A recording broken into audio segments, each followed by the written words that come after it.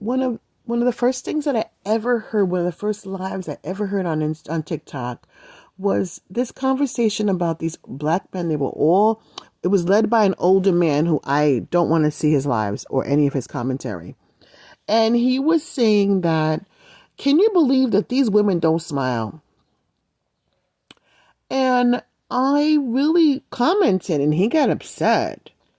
And we were all saying, like, explaining to them, it's not safe to smile at random men. And it was bizarre to me that any man in his right mind would expect a woman to smile at a man they don't know. And they wouldn't listen, and a man came on and was trying to explain it to them.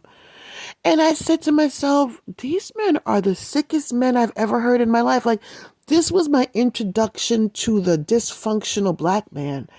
I have never heard this kind of conversation my whole entire life. I have never heard this. I was raised not to smile at men, not to talk to men, not to interact with men at all. I understand as an adult that smiling at a man is a form of flirtation. I don't know, and I'm not sure why these men cannot process that. I don't understand what in them makes them so disconnected from reality that they can't discern that I don't have the right to smile, because we smile at women and we could say good morning to a woman and she could say good morning back.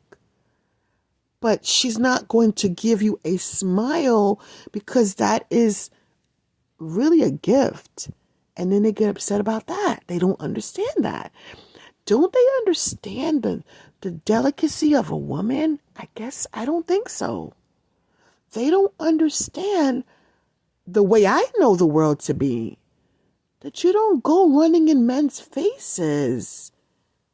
And when you do that, you're flirting. Everyone knows that except some of these black men. We Caribbean know you don't grin. It's called grinning. What? In my family, dare you do that? Even right now. Every person knows that you're stone faced. That's just how it is.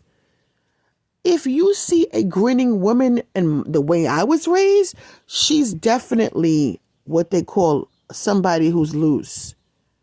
She's not respectable when she's grinning in everybody's face. But these men don't have any concept, or are they just so self-centered that they refuse to see the world from another point of view? And do they have any daughters so that they raise their daughters to smile in every man's face? Really?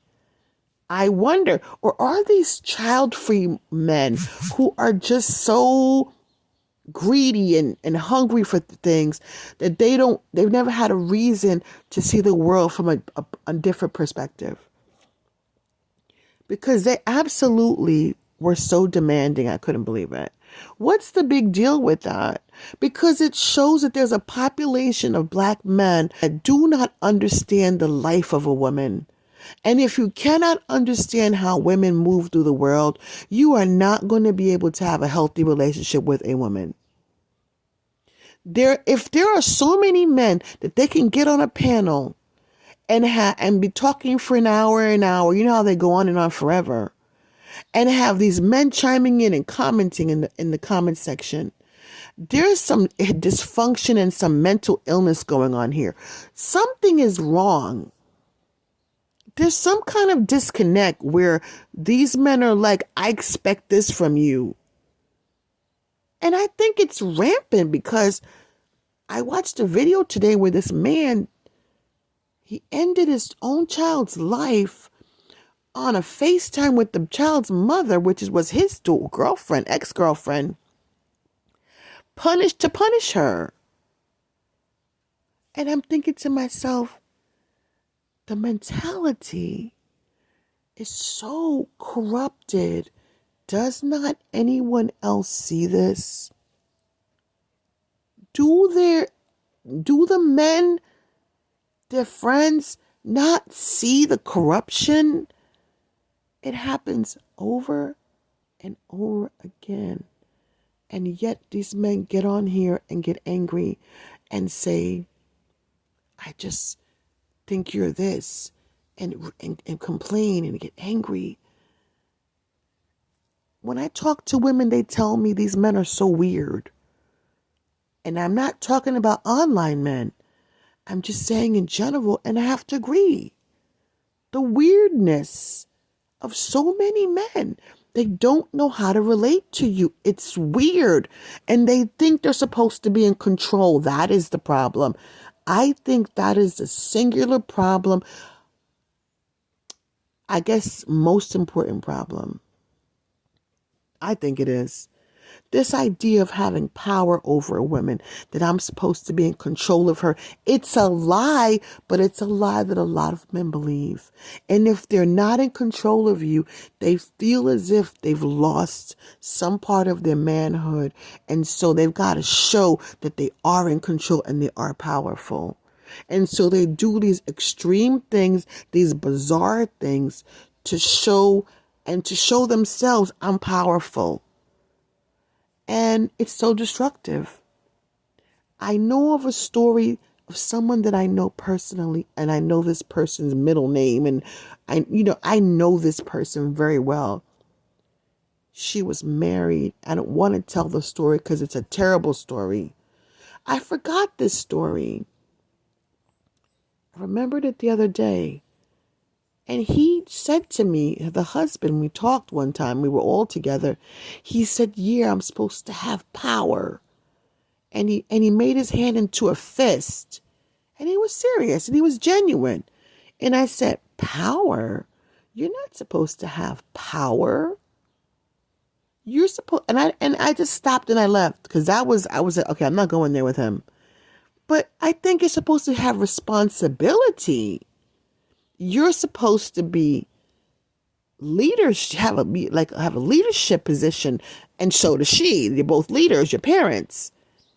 But power is not the vocabulary of a husband or a man, but a lot of men who are destructive, who hurt, who are entitled, they think that they're supposed to be powerful and they're supposed to have power over women. And when they don't have it, they're angry and they're frustrated. It's a lie. I wish we could get rid of these ideas that if you have women in your stable, you're and if you don't, you're not. I would like us to get rid of this false idea. We are not property. Slavery's over. We don't belong to community. We're individuals. If we could get that into the water, so to speak, and get everyone to drink that, we could have a healthy community.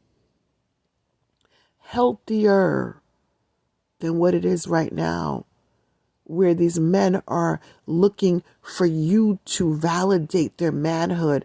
And when you walk away from them, they feel like nothing because you were the one propping them up. No, you're supposed to be a man without a woman. And then as you grow in your manhood, you can handle a marriage. You can handle a family. You can handle raising children. But we don't give you your identity. You have that on your own. It's from your character. It's from your decisions. It's from your habits. So I would love these men to get out of this power struggle they're having and let the power struggle be internal, where you have your own discipline and your healthy morality, and let the power struggle be within you and develop your own power over your own body. And so you're a disciplined person. So we could have a healthy community for everybody, especially the children.